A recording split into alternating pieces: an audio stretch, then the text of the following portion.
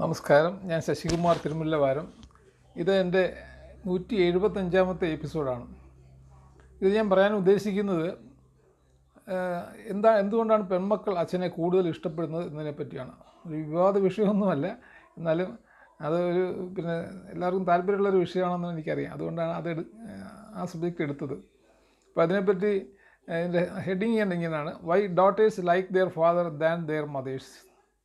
അതാണ് എൻ്റെ ഹെഡിങ്.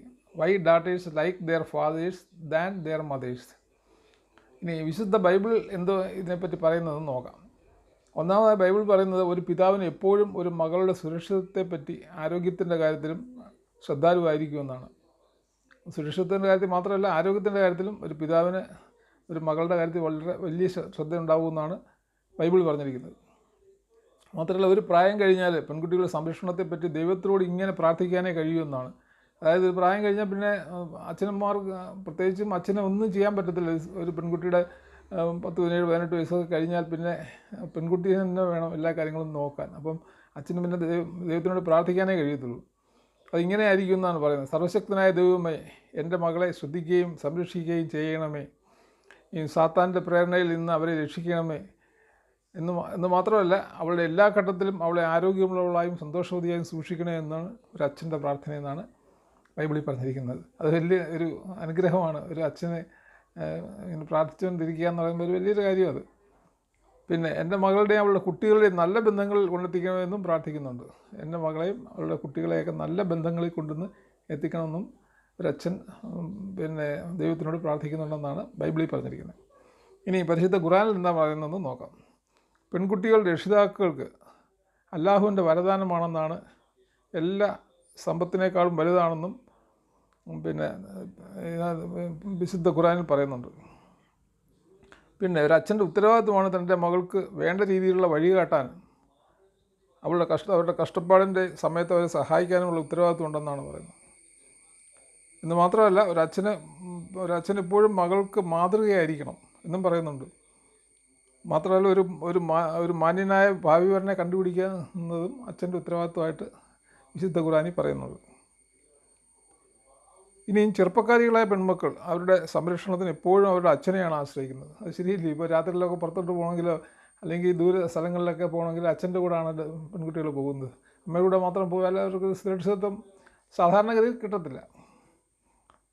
മാത്രമല്ല, അല്ലാഹു 2 പെൺമക്കളുള്ള രക്ഷിതാക്കൾക്ക് സ്വർഗത്തിലൊരു സ്ഥാനം ഉറപ്പായും വെച്ചിട്ടുണ്ടെന്നാണ് പറയുന്നത്. അത് വേറെ ഒരു വലിയ അനുഗ്രഹമാണ്. കാരണം അല്ലാഹു 2 പെൺകുട്ടികളുള്ള മാതാപിതാക്കൾക്ക് ഉറപ്പായിട്ട് സ്വർഗത്തിൽ, പാരഡൈസ്, സ്വർഗത്തിൽ ഒരു സ്ഥാനം വെച്ചിട്ടുണ്ടെന്നും വിശുദ്ധ ഖുർആനിൽ പറയുന്നുണ്ട്.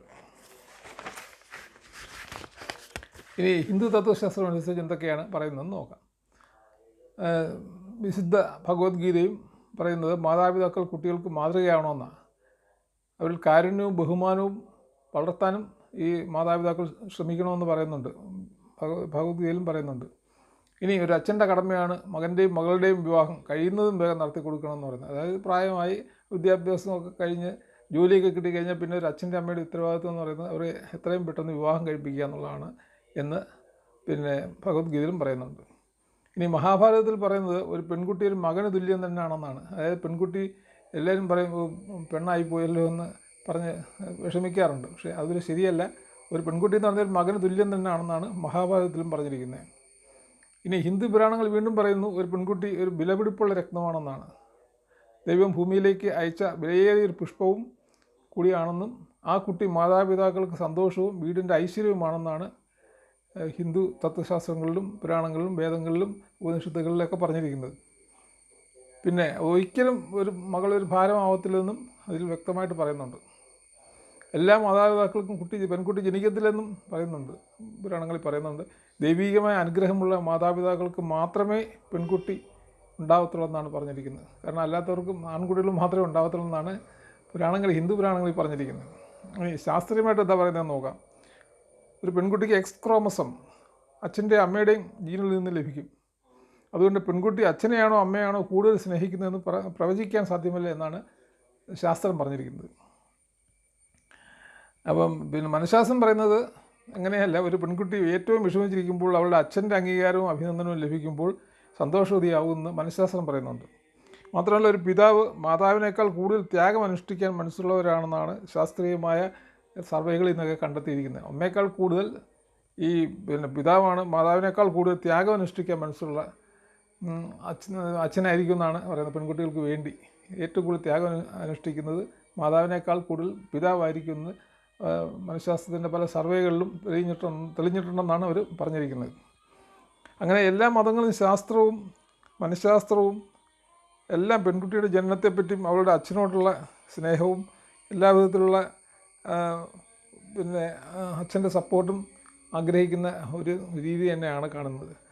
അതുകൊണ്ട് എൻ്റെ അഭിപ്രായത്തിലും പെൺകുട്ടികൾ ഒരു വീട്ടിലെ ഏറ്റവും വലിയ അനുഗ്രഹമായിട്ടാണ് ഞാനും കരുതുന്നത്. എനിക്കൊരു മകളുണ്ട്, മകനുമുണ്ട്. ഞാൻ രണ്ടുപേരും ഒരുപോലെ തന്നെയാണ് കരുതുന്നത്. എന്നാലും ഒരിക്കലും ഒരു പെൺകുട്ടി നമുക്ക് ബാധ്യതയായിട്ട് തോന്നരുത്, തോന്നത്തുമില്ല. എൻ്റെ കാര്യത്തിലും എനിക്ക് ഒരിക്കലും തോന്നിയിട്ടില്ല. നന്ദി, നമസ്കാരം.